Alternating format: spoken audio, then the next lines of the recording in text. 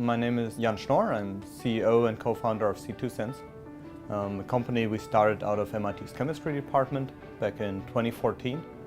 So we've been doing this for 3.5 years now and just launched our first product this year. I moved to MIT from Germany in 2007 to do my PhD with Tim Swager in the chemistry department.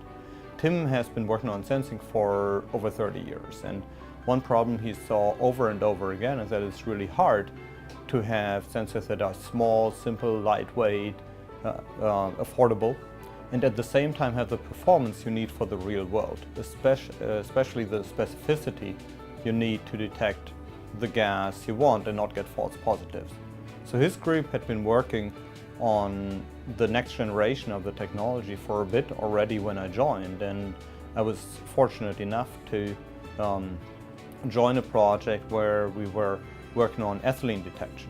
Ethylene matters because it's a universal plant hormone, and by measuring it you can tell how ripe an apple is, if you can leave it in storage for longer or if you have to eat it quickly, if an avocado is ripe enough to be eaten, or if a mango has to be shipped to a retailer more quickly so it doesn't spoil along the way. So a lot of people care about ethylene sensors in particular. There was no good solution out there. So we worked on that project and had some very good results that were published in 2012.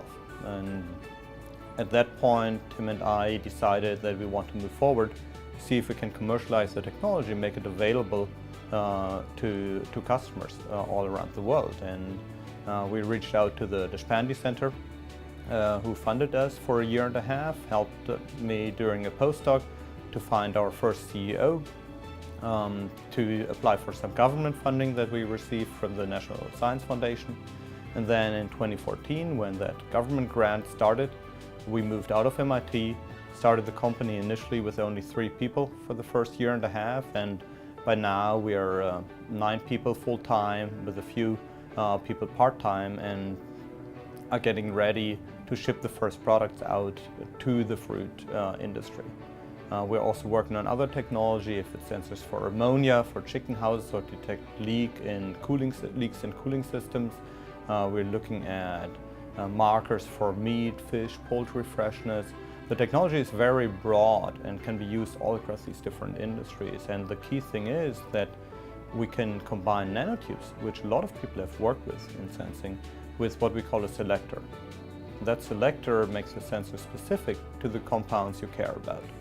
Otherwise, you have a sensor that responds to ethylene or to ammonia or to biogenic amines, but it also responds to everything else. So you have all these false positives, and having that specificity makes a difference between something that works in the lab and something that works in the real world. So we moved out of MIT in 2014, but of course there are still a lot of connections, and MIT is quite unique, even among technical universities, in terms of the ecosystem it provides, the help it provides to startups coming out of the institute. So we work closely with the technology licensing office, for example. We have a license to some IP out of Tim Swager's lab, 11 patent families currently. We have connections to the Deshpande Center still, who continue supporting us with advice, with connections, invite us to some of their events. We have a connection to the Industrial Liaison Program and STEX 25 out of it. And then beyond that, there are a lot of informal connections to, if it's faculty, if it's the different centers, and that's incredibly valuable. Especially these first steps, taking something that works in a lab that's ready for publication and taking that to a startup, to the first prototype, to the first product. These steps can be incredibly hard, and they're hard enough with MIT's support. But I think a lot of startups without that support might not make it very far. So there are still a lot of connections, and we're very fortunate to have that, of course.